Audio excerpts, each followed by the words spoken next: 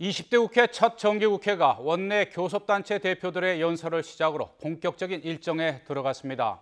오늘 교섭단체 대표 연설을 한 새누리당 이정현 대표는 국회의원 특권 내려놓기를 화두로 던졌다고 하는데요. 국회 취재기자 연결해서 자세히 알아보겠습니다. 임성호 기자. 네, 국회입니다. 네, 새누리당 이정현 대표가 첫 연설을 했는데 어떤 게 중점 내용이었습니까?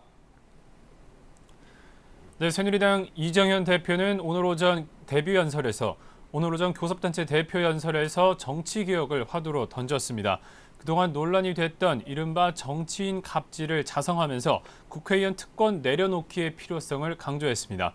특히 의원이 범죄를 저질러도 회기 중에는 체포당하지 않는 불체포 특권과 허위 사실이나 국법을 어긴 발언도 국회 회의 중에 한 것이라면 책임을 묻지 않는 면책 특권을 황제 특권이라고 주장하며 폐지해야 한다고 강조했습니다. 또 민생이 어려운 상황에서 국회의원 세비는 매년 꼬박꼬박 올리는 것도 문제라고 지적했습니다. 이 대표는 그러면서 국회 개혁을 위한 이른바 국회 70년 총정리 국민위원회 구성을 제안했습니다. 이 대표는 그동안 수많은 국회 개혁 특위가 있었지만 자가 진단하고 자가 처방하는 이른바 셀프 개혁의 한계를 벗어나지 못했다고 꼬집었습니다. 이 대표는 또 자신이 보수정당 사상 첫 호남 출신 당대표라는 점을 강조했습니다. 이 대표는 그동안 호남과 연대할 방법을 찾겠다고 줄기차게 말해왔었는데요. 이 밖에도 사드 배치 등 안보 현안과 노동개혁 4법 등 이른바 경제활성화법에 대해서도 야권의 초당적 협력을 호소했습니다. 또 과거 김대중 정부 시절 국정에 적극적으로 협조하지 않았던 점, 또 노무현 전 대통령 탄핵에 대해 사과하면서 대선 불복의 나쁜 관행을 멈추자고 강조했습니다.